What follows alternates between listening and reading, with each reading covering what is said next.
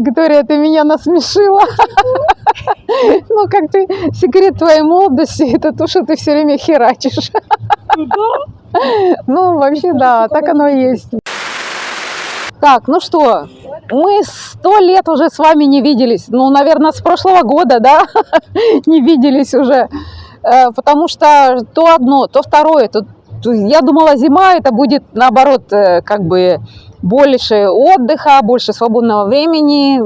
Нет, так не получается. То одни праздники, то вторые праздники. Мне, кстати, одна гостья говорит, можно у тебя заказать квартиру? Я говорю, а на какие числа? И она мне говорит, с 29 там, по 8. Я говорю, ну ты даешь. Вообще, говорю, вообще-то это праздники. Она говорит, какие праздники? Они же не отмечают. Я говорю, ну они-то не отмечают, а вы-то отмечаете. И все поехали, все дружненько собрали чемоданы и приехали в Египет. На вот эти вот просто длинные выходные, знаешь, не сколько, может быть, кому-то праздники не важно, но просто длинные выходные, можно куда-то съездить, можно съездить в отпуск и так далее. Поэтому люди приезжают, вот туристы ходят, я удивляюсь, в шортиках, в маечках. Вот на них посмотришь, кажется, как будто вот у нас тепло. А вообще, на самом деле, у нас тепло. У нас сегодня очень хороший теплый денечек. Не смотрите, что мы в кофтах, мы просто по привычке, потому что как-то трудно вот снять кофточку в зимний период времени, в январе. А вообще сегодня очень теплое море и очень теплая погода. И даже я сегодня плавала в море с утра. Хотя для меня это было непривычно, необычно, потому что зимой я так особо-то и не плаваю. Но меня уговорили, потому что вода теплая, и правда теплая, стоит только зайти. Мы померили специально градусником, плюс 24 градуса вода. И воздух, наверное, плюс 26. На солнце, наверное, и больше, да, почти 30. Ну что, у нас уже накопилась куча смешных историй, куча разных, всяких разных историй. Ну, во-первых, у меня сын учится в школе, но у них такая непонятная школьная система, что вот эти старшие классы, они могут, в принципе, и не ходить в школу, а только сдавать экзамены. То есть не обязательно, придут они, не придут. И когда они собираются в школу, он сначала звонит своим друзьям, кто придет, кто не придет. Если никто не придет, он говорит, ну, я не хочу там один сидеть, потому что уроков все равно нету. Я говорю, ну как, ну все равно учительница же приходит. Она говорит, да, а чем ты занимаешься? Я сижу в телефоне. Я говорю, а учительница? Она же все равно приходит, должна же уроки рассказать. Она говорит, нет, она точно так же сидит в телефоне. В общем, я не знаю, что это за школа, но экзамены они должны сдать. Сегодня у него было 4 экзамена подряд. То есть он в 8 как ушел, и вот только сейчас освободился. Я вот чуть-чуть как раз опоздала, что ездила за ним в школу. Ну и подруге своей я поделилась. Говорю, надо же, у них, говорю, вот эти вот приватные классы, private lessons, да, как это называется, ну вот уроки, да, на дому, индивидуальные. И вот он ходит на эти уроки. Конечно, эти уроки платные там. Я говорю, ну почему бы точно так же в школе просто не преподавать эти же самые уроки, если даже пусть несколько человек в классе. Она говорит, ну ты вообще что ли даешь? Как они будут на уроке отстегивать деньги? Я говорю, в этом проблема. Потому что за платные уроки они, конечно, платят. А в школе бесплатно. Поэтому она говорит, как ты будешь? На уроке прямо они вот так вот будут ей выдавать деньги. Ну, короче, вот так. Для меня главное, чтобы он сдал хорошо экзамены, и еще ему плюс год учиться. Хотя уже 18 лет ему, уже пора бы поступать куда-то, но так, у них такая длинная школа.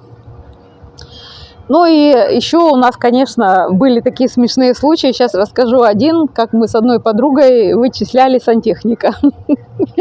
Короче, мне нужно было сантехника срочно вызвать, потому что что-то там у нас где-то сломалось. И мы ему звоним, он нам не отвечает. А моя подруга, она себе меняла там кухню, что-то там меняла плитку, там то, сё, у нее что-то там потекло в стене, и она вызывала сантехнику. сантехника.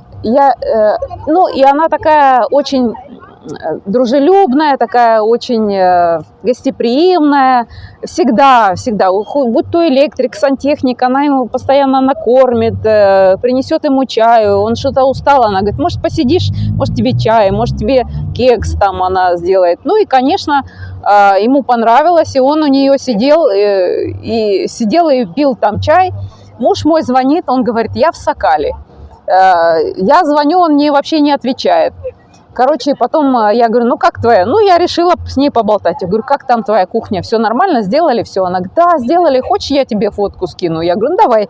Она мне сфотографировала, скинула. Я говорю, о, классно. А чья там у тебя рука? Это Фатхи у тебя, да? Да, он сидит у тебя в квартире. Значит, кухня, и вот так вот рука что-то там делает. Ну, какие-то там краны или еще что-то такое. Я говорю, так, ну-ка сюда его сейчас же. Она его говорит, Фатхи, тебя срочно вызывают на Хадабу. Вот так я вычислила, где у нас сантехник. А он там пристроился, чай, кофе, потанцуем. И, короче, никуда не хочет. Вот так вот. Я говорю, ну-ка, чья там у тебя рука? Она мне говорит, а что? Я говорю, мне нужен он срочно, вот этот, чья это рука. Узнала его по руке. Вот так вот рука, вот так вот. Да, вот так вот просто попала рука и чуть-чуть вот плечо. Я его узнала. Представляешь, вот так вот мы его вычислили. Вот такие вот у нас в Фургаде, нигде не спрячешься. Если вы думаете, что вы где-то в Сакале спрятались, нигде. И так вот удивительно получилось, что я как раз его искала, а он как раз у нее был. Поэтому она говорит, ну ты же подождешь чуть-чуть, там ей надо было что-то доделать. И он, говорю, быстренько сделает нам, и потом к тебе вернется.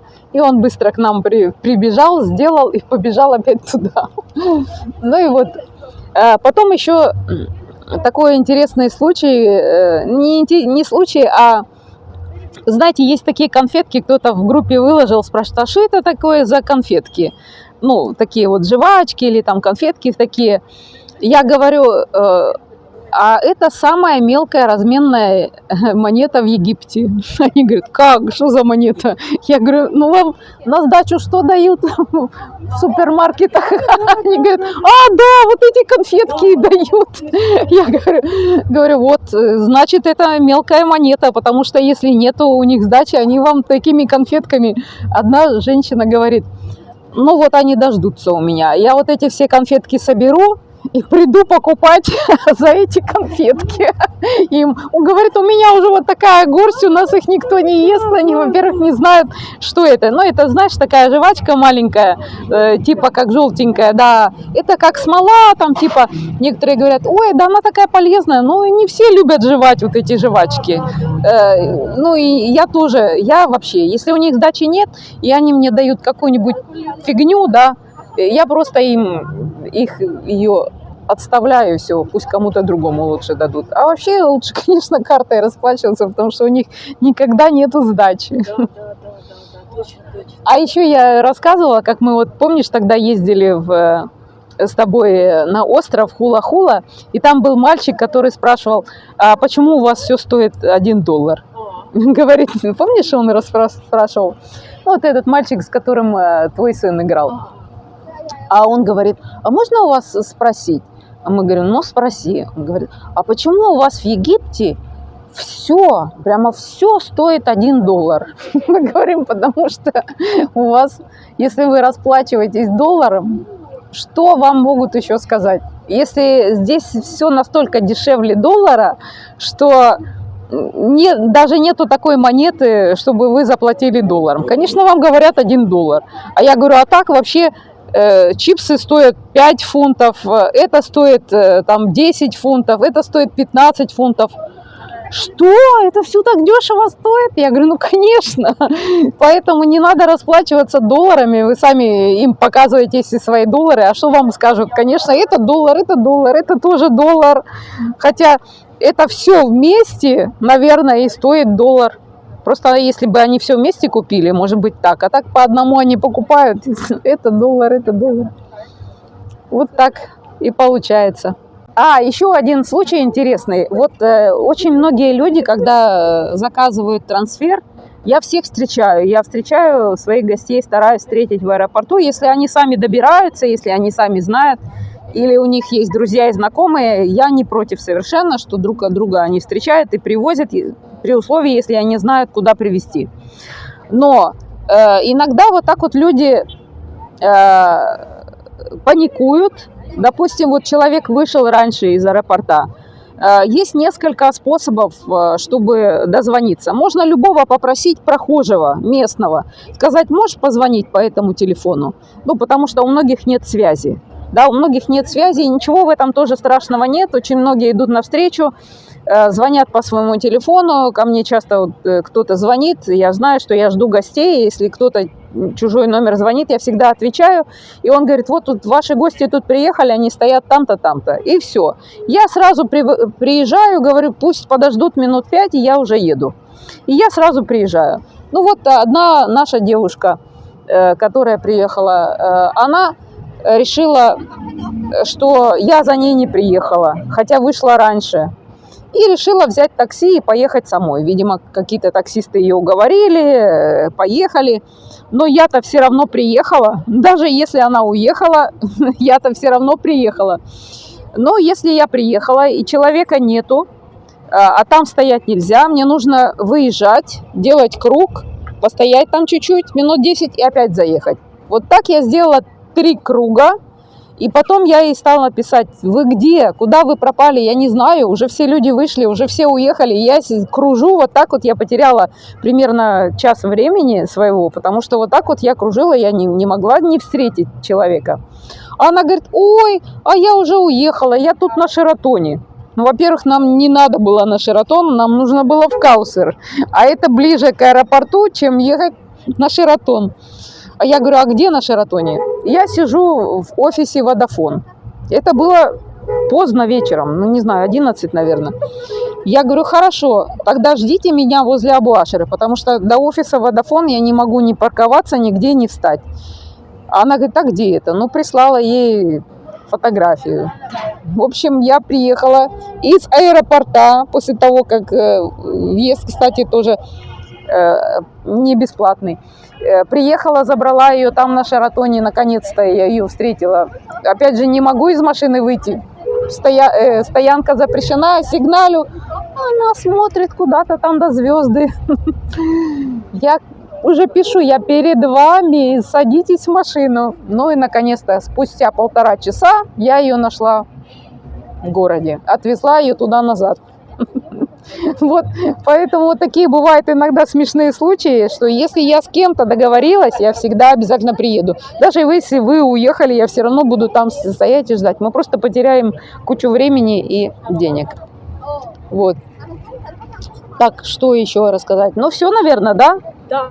Скажи, пишите комментарии, чтобы вам хотелось... Да, очень многие. Я очень, кстати, очень рада, что вы пишите комментарии, что вы пишете, что вы хотите, чтобы интервью Виктория взяла у меня. И вы пишите что-то интересное. Может, вам интересно какие-то темы, может, вам интересно про что-то особенное поговорить. Поэтому мы всегда рады. Вы пишите свои комментарии. Мы на все комментарии читаем, мы на все комментарии отвечаем. Или вот так вот видео, или сразу непосредственно под видео. Поэтому мы очень рады, что вы нас смотрите, мы очень рады, что вы приезжаете. Мы очень рады встречаться с вами вот на улице. Иногда бывает, что «Ой, здравствуйте!» Я, кстати, в аэропорту была недавно, и женщина, смотрю, на меня так смотрит, а я ждала вообще японку, да, не ее. Ну, я же вижу, что она светленькая такая. Ну, смотрю, думаю, что же она на меня так смотрит? А я выискиваю вот эту свою японку. И вот она говорит, а вы Ирина? Я говорю, да, Ирина. Она говорит, а я видела вас в Ютубе с Викторией. Говорит, я очень рада вас видеть. Но я говорю, а что? Она говорит, а за нами должны были приехать и не приехали. Мы ждем и ждем. Я говорю, если вы хотите, я вам там что-то куда-то кому-то позвоню. Они говорят, нет, у нас нету ни связи. Мы вот стоим и ждем. Я говорю, подождите чуть-чуть, может быть, они запаздывают там или еще что-то, приедут. В общем, так иногда вот такие приятные встречи у нас случаются. Еще вот я хочу, еще раз хочу подчеркнуть, что человек привыкает ко всему. Вот человек привыкает как к хорошему, так и к плохому. Вот, допустим, многие Египет не воспринимают как что-то такое прекрасное, красивое. Но вот я сейчас вот проехала по этой улице, по Мамше. Это вообще просто вот как будто я в другую страну попала. Такая красота. И вот это не заценить, не увидеть, не оценить и обращать внимание на какие-то там помойки, как некоторые говорят. Фу, как вы там живете в этой помойке? А я в помойке не живу. Я живу вот среди вот этой вот красоты. И вижу эту красоту, что самое главное. Когда я попадаю мимо, ну, где-то грязно или пыльно, или еще что-то, ну, не обращайте внимания, или проедьте, или идите в другую сторону, или смотрите на что-то другое. Не обязательно же концентрировать свое внимание на что-то плохое. А опять же, я хочу сказать, что я жила в очень такой хорошей стране, красивой, в Швеции. Там все вылизано, там все вот настолько чистенькое, красивенькое, там вот все улицы вот такие красивые. Но удивительно, что когда ты немножко там поживешь, все, это ты уже не замечаешь вот это все красивое, у тебя уже начинает что-то там не то. А погода плохая, а там слякоть, скучно, фу, так далеко все, так не безлюдно, магазины все закрываются, пусто. Ну, короче, какие-то начинаешь находить минусы. Вот я стараюсь здесь в Египте находить плюсы, и других настраиваю, всех своих гостей.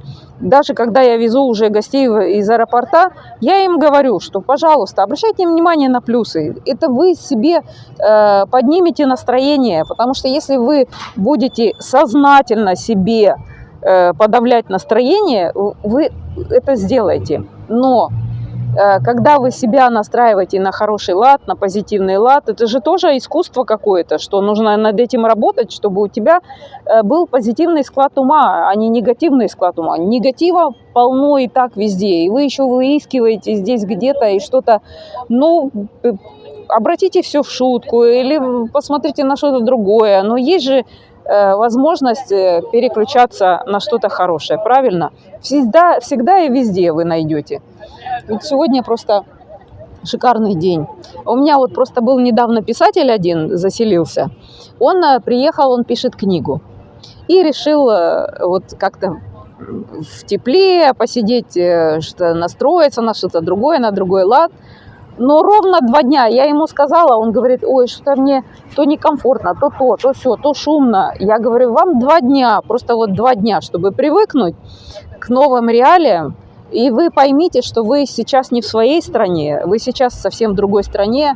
Походите, посмотрите, как люди другие живут.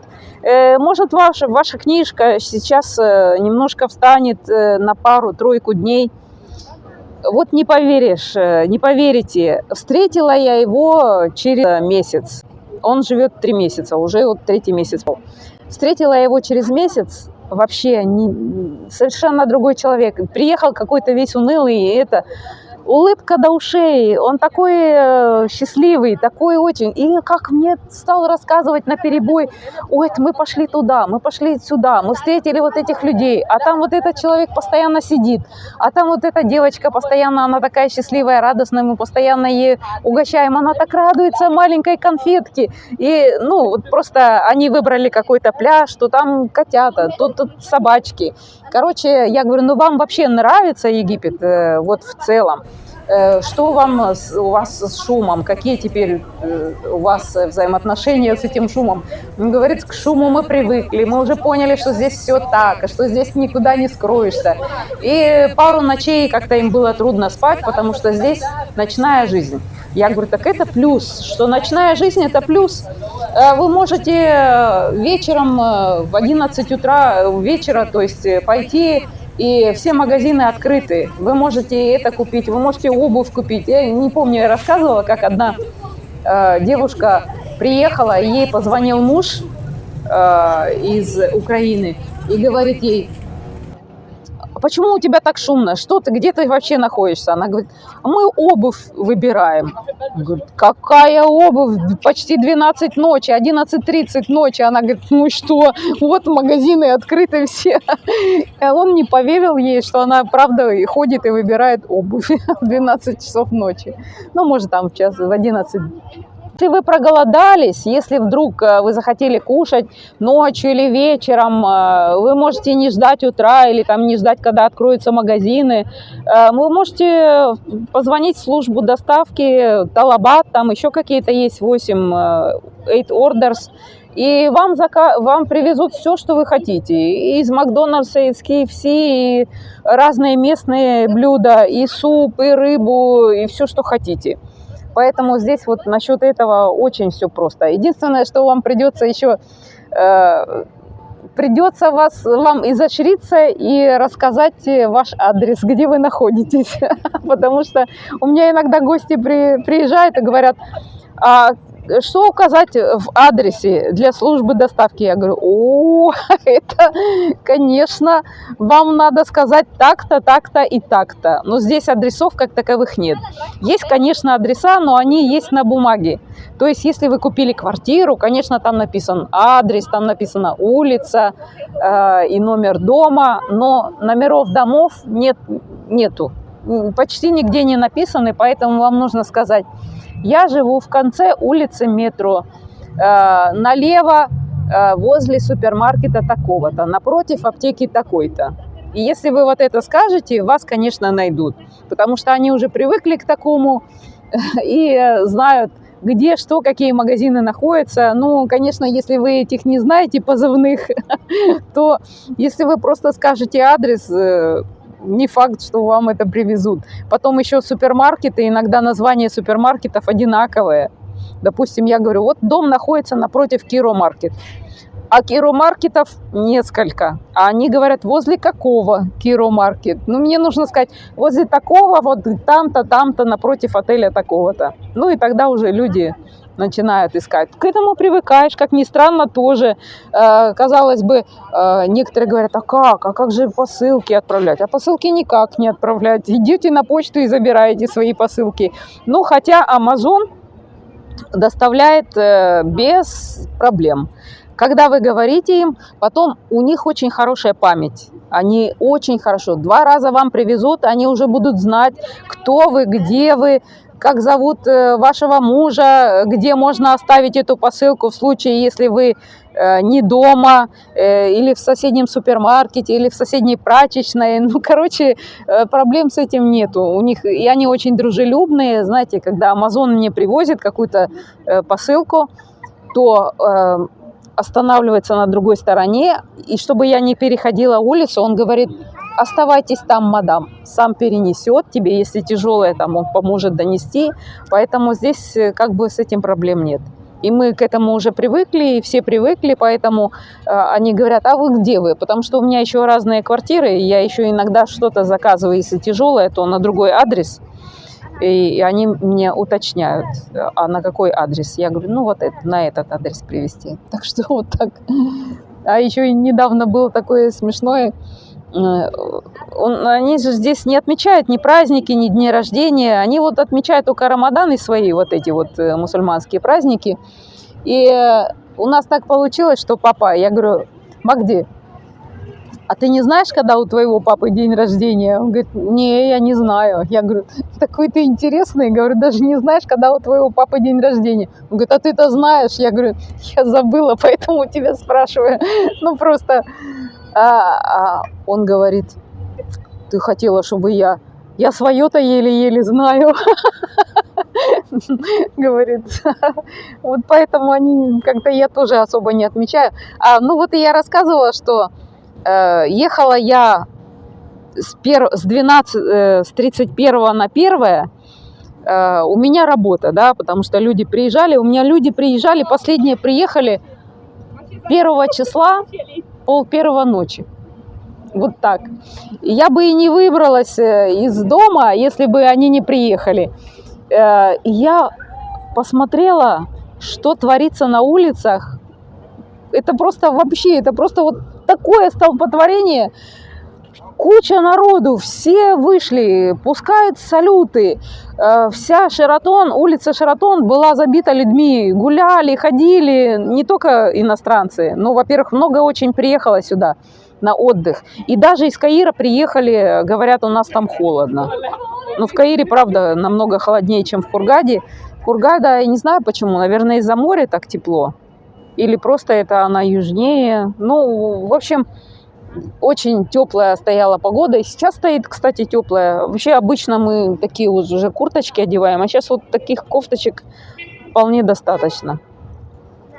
Ну и если на солнце ты сидишь, если ветер на тебя не попадает, то на солнце прям очень припекает. Я сегодня на море загорала, так вообще очень даже неплохо припекала. И даже плавала, вода тепленькая такая. В общем, еще расскажу вот такой смешной случай, как с нами произошел. Мы ехали в машине. Муж мой был за рулем, я сидела рядом. Если бы, конечно, я потом ему говорю, вот зачем ты сел, я бы поехала, и нас бы не остановили. Но он говорит, ну все равно бы рано или поздно бы остановили. В общем, мы ехали на машине, и нас останавливает гаишник, да, этот полицейский, и говорит, ваши документы. Ну, мы так спокойно сидим, у нас все документы в порядке. Он достает вот эту техпаспорт от машины и говорит, а вы знаете, что у вас просроченная это? Мы говорим, как просроченная? Когда ты получаешь, тебе кажется навечно. Знаешь, на 3 года она у нас была. И, знаешь, 3 года так быстро пролетели. Они говорят, ну, пройдите вот к этому, вот к полицейскому, он вам выпишет штраф. Я говорю, чего штраф? Какой штраф? Говорю, ну, предупредили, сказали, ну, спасибо, что сказали, пойдем сделаем. Он говорит, не, у вас просто просрочено уже давно. У нас в сентябре закончилось, и только вот в декабре мы об этом узнали. Муж мне говорит, ну, Ира, что ты хотела? Вот такая опция есть. Хотите узнать, когда у вас штраф, когда у вас просрочилась виза? За 200 фунтов вы можете это узнать. Короче, вот так пришлось нам ехать туда, в этот Мурур. Мурур это вот такая вот, типа нашего, ну, какой-то транспортный офис, где выдают права, там, где все это с машинами, номера. Ну, и я говорю, а как же мы будем ездить, если мне нужно, как иностранцам, машина записана на меня, а мне нужно получать письмо в секретную полицию, они отправляют письмо в секретную полицию, они им отправляют это назад, что все нормально, можете выдавать ей права. И это происходит, ну, примерно, как они сказали, 10 дней, но по факту 15-20, и мы говорим, а как же мы будем ездить? Они говорят, ну, сделайте временные права на месте. Я говорю, ничего себе, это сделать права, это надо все эти инстанции обойти, туда-сюда, проверить машину, проверить эти всякие, там, как она загазована, проверить там вот эти номера, нужно заехать туда, на вот эту яму, все вот эти номера проверить. Короче, мы там почти полдня мы там пробыли. Единственное, нас успокоили, что когда вы будете делать на год, вам только нужно будет получить это письмо, и вам сразу сделают на год, и дадут вам эти права. Так вот мы получили права. Но мы уже сделали, потому что мы ездили в ГАИ, там туда-сюда, в полицию. Короче, это вот ты как вот чувствуешь себя как теннисный мячик. Тебя вот так вот бум-бум-бум-бум, а ты даже не знаешь, куда. Идите в это окошко, идите там заплатите столько, там заплатите столько. Еще вот здесь за штрафы здесь вот так вот на улице не берут, а просто они тебя запишут. Или там камера, там это, и они копятся. Когда тебе надо очередные документы сделать, они тебя проверяют по своему списку, по реестру, и потом все вот эти вот суммы, мы говорим, что у нас там? Они говорят, 1600 фунтов. Мы говорим, за что? Ну, где-то неправильно встали, где-то проехали на большей скорости, где-то чего-то, и вот так вот накопилось. Мы даже не знали, за что, когда. То есть ты вот так вот, сюрприз такой. Я говорю, ну спроси у него, где мы, что. Он говорит, ты что, хочешь, чтобы он тебе за весь год сейчас рассказывал? Ну, не за весь год, а вот за эти 3 года, когда мы получали последний раз. То есть вот так вот. Ну и потом мы говорим, сделайте нам на 3 года. Они говорят, не, у тебя виза кончается. через год. Ой, через несколько месяцев. Я говорю, как? И виза уже у меня кончается. Это 5 лет вот так вот прошло. А делают этот техпаспорт только до окончания визы. Поэтому мне сделали на год. Ну, не на год, а даже на меньше. И летом мне опять идти и делать его. Вот. И еще хотела рассказать, мне недавно написали по аренде вот такое смешное письмо, сообщение. Мужчина пишет мне, египтянин, по-русски, пишет, а можно снять у вас квартиру на 6 дней? И вот на таком ломаном, мне вот проще, если бы они писали по-английски или даже по-арабски. Я, по крайней мере, могу и прочитать или перевести, и это будет более понятно, чем он по-русски. У меня есть... и мне надо... и у меня есть Орви. Орви. Я говорю, ну, Орви есть нормально, значит, Орфей. Ну, и говорю ему, вот такие есть квартиры. Цену ему назвала, он говорит, нет, это дорого. Ну, может, у вас... Сначала хотел очень хорошую. Мне надо очень хорошую, там, супер-пупер люкс квартиру. Ну, самую дешевую. Я говорю, ну так вы определитесь, либо самую хорошую, либо самую дешевую. Ну, дала ему самую дешевую, он говорит, не, это мне дорого. Есть, может быть, где-то в пустыне, я говорю, в пустыне? А я говорю, в пустыне у меня еще дороже квартиры. Ну, шучу, у меня в пустыне, конечно, ничего нет. Потом я написала ему, извините, в пустыне у меня нет, ничем вам помочь не могу. Ну и типа все, закончила разговор. Он говорит, а вы мне можете помочь сделать Орфи? Я говорю, так у вас... Арви, он говорит. Я говорю, так у вас же есть Орфи. Он говорит, нет, у меня нету, мне надо сделать. И чтобы были 2 свидетеля иностранца. Я говорю, он сам что ли не знает, что свидетелями, когда делают вот этот вот контракт Орфи, там вообще это только для мусульман. И 2 свидетеля должны быть 2 мусульман. И они прилагают свои вот египетские ID. А иностранец вообще никаким боком к этому Орфи не имеет вообще отношения. И я даже если я приду и скажу, я свидетель, она скажет, ты чё? Ты кто? Во-первых, 2 мужчин должно быть. Во-вторых, мусульмане. Во-вторых, египтяне. В-третьих, египтяне. И сам он должен быть мусульманин, чтобы сделать вот этот контракт Орфи. Ну, я говорю, ничего не делаю, ничем помочь тебе не могу. В пустыне квартиры у меня нет. Пусть ищется. Вот так.